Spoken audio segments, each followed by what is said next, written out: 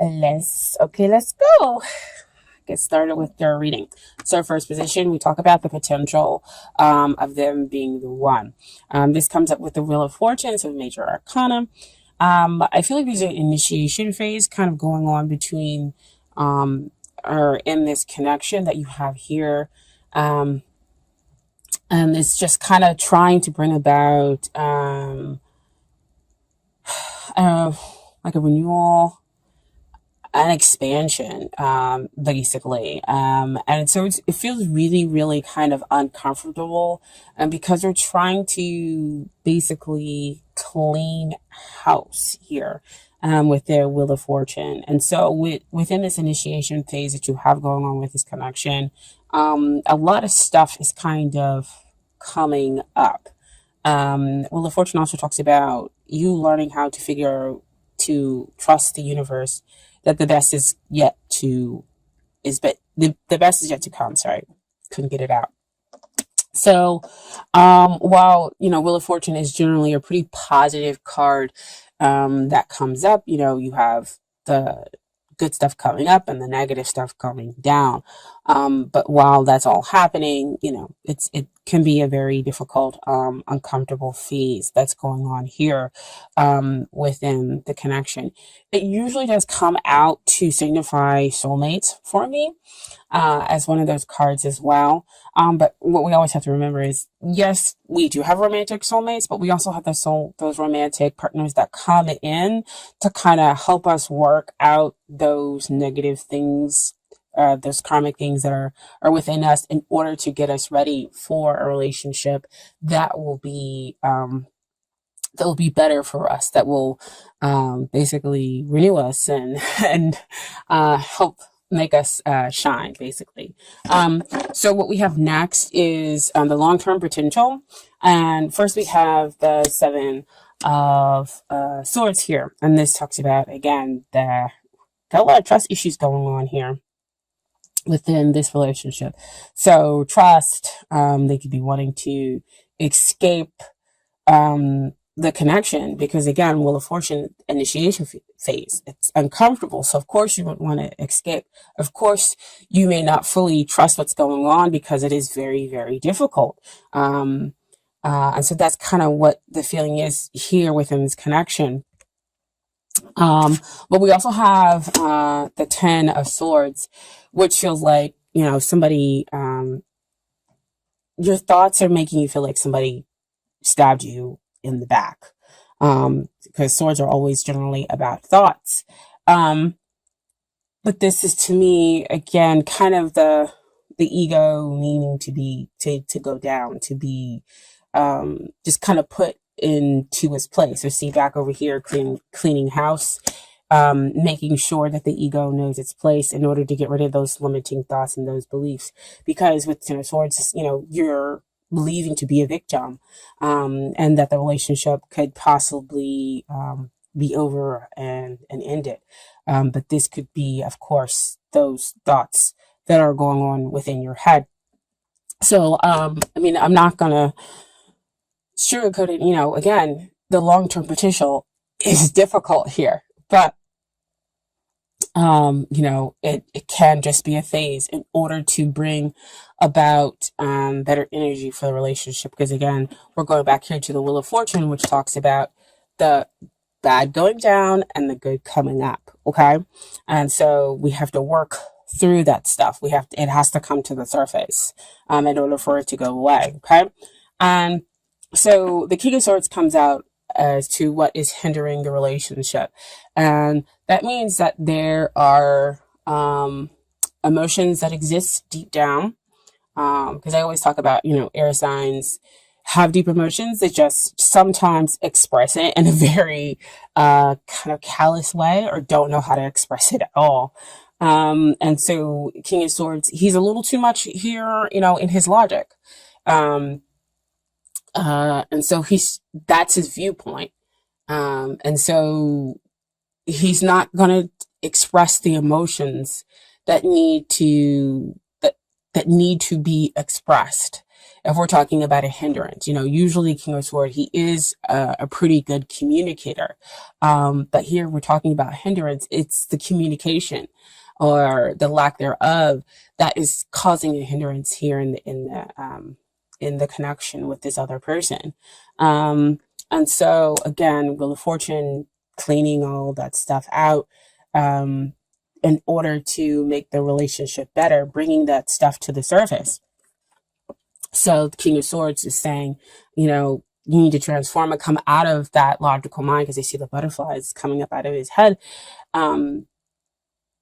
Is to transform your mind, to come out of your head and get into line with your emotions. Because you have that emotional depth. You just need to figure out how to express it. The two of you. So that's the energy that's kind of blocking here. But we have what's coming up here, with the Devil card as to the energy that is helping. And again, it can look like one of those very, very negative cards that come out. But again, face it head on.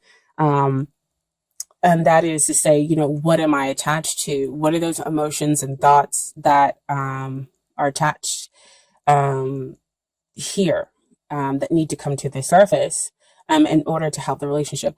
I also feel that that could also mean, when it comes up into what's helping, is that when the two of you get together, you have very intense, very strong emotions for each other. But because it could be too much in the physical, when you get together with this other person,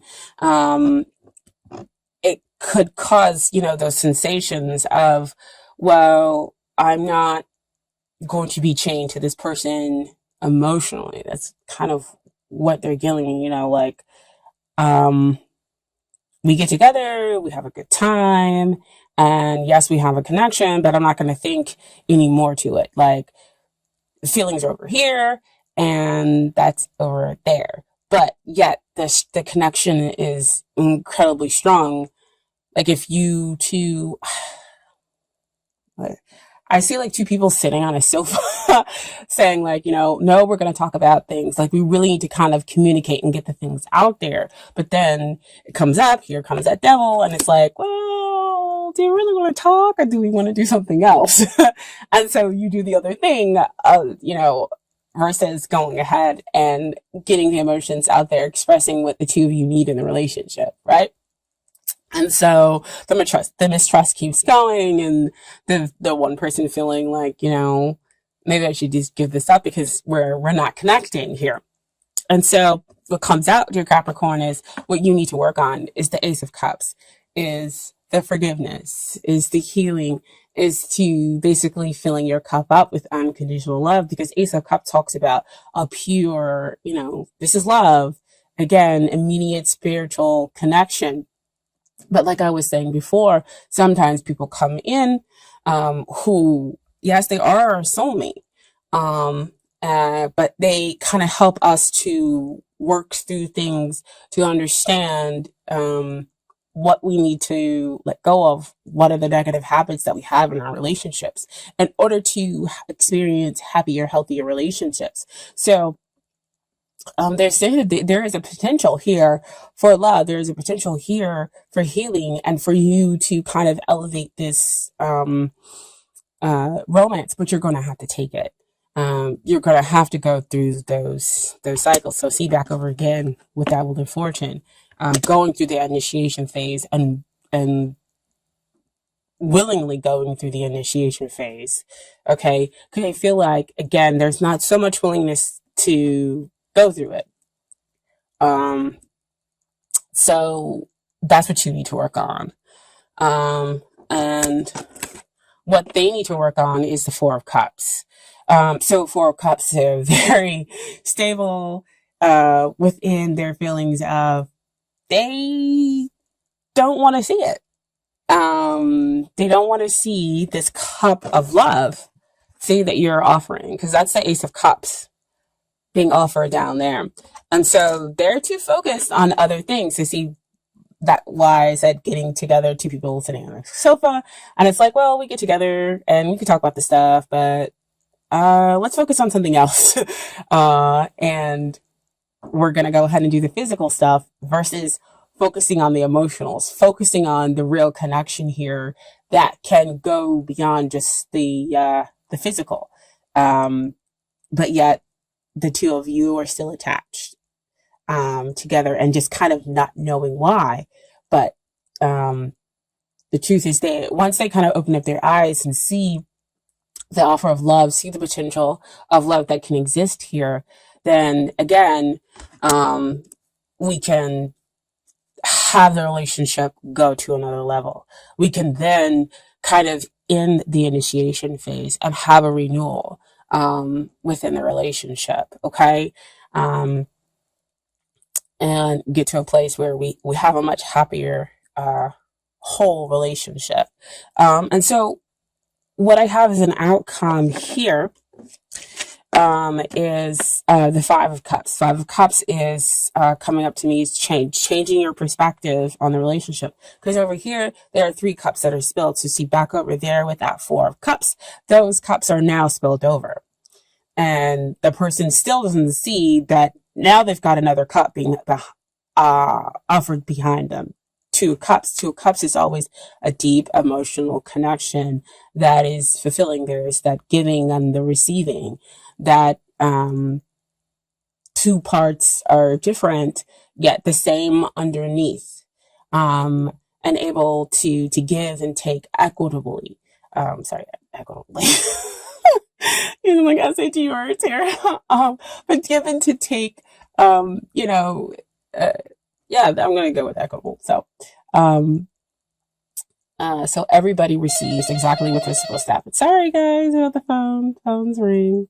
But this is definitely, emotional sorrow, but needing to change that perspective on that.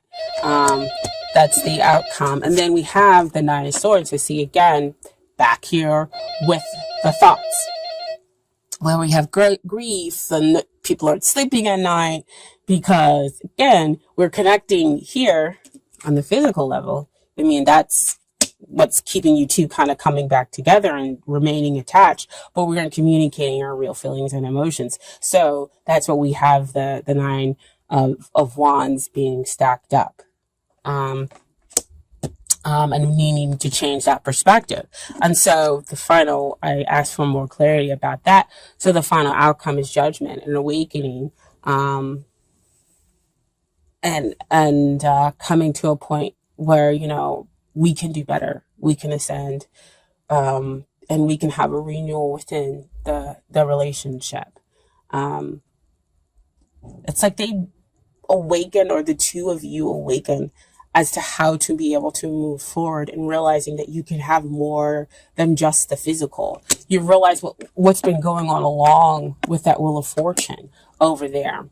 Like I said, with the initiation phase, where you're going through stuff, you're fighting and you're resisting the moving forward. You're fighting and resisting talking about your emotions in order to move out of the physical plane, or you're fighting and resisting that you have a strong spiritual connection with the other person, versus something that's just going down here in the physical. That's just, they're giving me like earthly, but I mean, earthly isn't a bad thing. It's just when it's a lower vibration. That's what you want to come out of. And that's when we need to come out of the mistrust. And that's what gets transformed out. That's what gets removed out and ends over there. Okay. So I do have Romance Angel cards for you guys as well. And they're all very, very interesting. First we come up as free yourself. It's time to take back control of your life. So see again with the Wheel of Fortune, talking about freeing yourself from those mistrust issues, getting rid of those limiting beliefs, communicating, getting those emotions out there, and freeing yourself from just having that physical, intense emotional relationship. Okay. And then we have children. Your love life is being affected by children. So this can go a couple of different ways. That maybe you have kids, and it's affecting the communication. Maybe you guys can't get together all the time, and that's why when you get together, it's stressed about the physical, or but maybe they have kids, and that's the same thing that's happening. But when the car first came out, I heard childhood issues. That's what's coming up, and that's what we're dealing with, because again, that's that buildup that's been happening, and so they can't communicate with you on an emotional level because they haven't healed that childhood traumas that exist there, and yeah, they have limited emotional um, gauges, even though there's a whole bunch of capabilities that exist. There's a strong emotional depth here to the relationship, but you got to be able to free that, right? And then we also have the codependency. So see, as soon as the children's card came out, because they flip out all over the place with the way I shuffle. Addictions are affecting your romantic life. To see what I was talking about over here, this is a card of helping because it helps to keep the two of you together, where we're just focusing on the physical. But if you're only focusing on the physical, then of course it won't ascend to be a relationship, a stable one in which two people can feel whole, unless you move beyond that codependency. And codependency, again, starts off with childhood issues that we need to get rid of, that need to come out, that the Wheel of Fortune is helping to get rid of. Okay? And so the final card we have for the Romance Angels is you attract love by enjoying this moment fully. So when that card usually comes out to me, that means that we, again, of course, have those negative emotions and feelings that need to come out in order for us to attract and have the relationship that we want. Actually, let me go ahead and read that to you guys.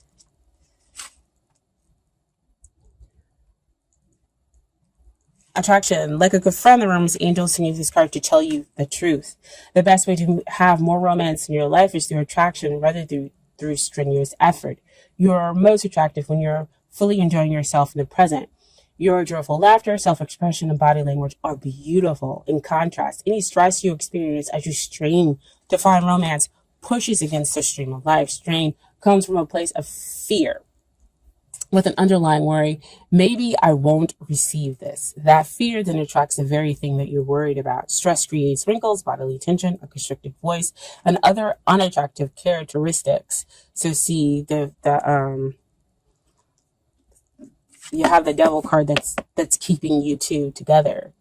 You're attached together, but not in the most healthy way. It's just that physical plane.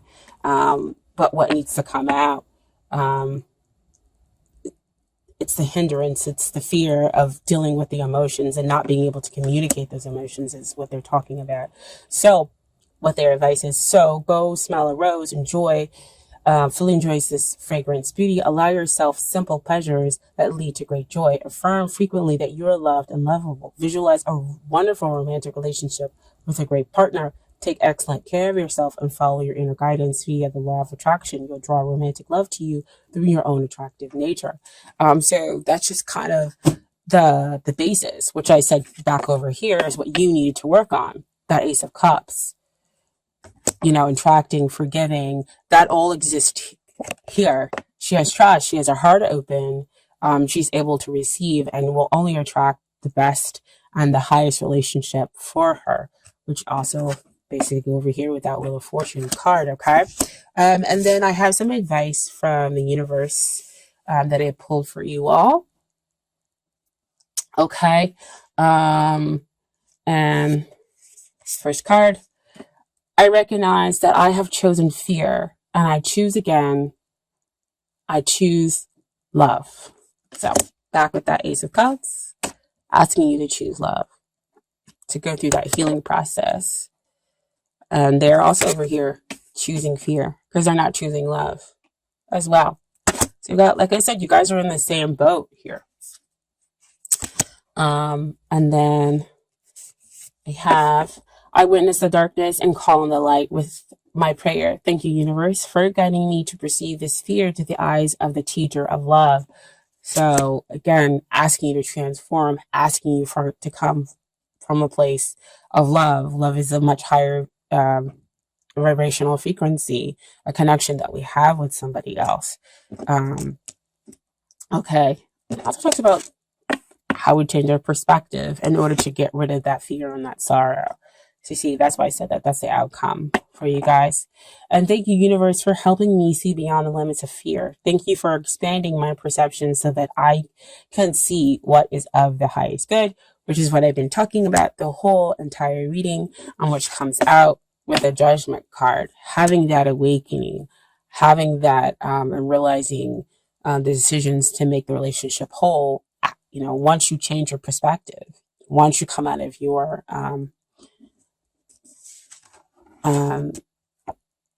mental processes,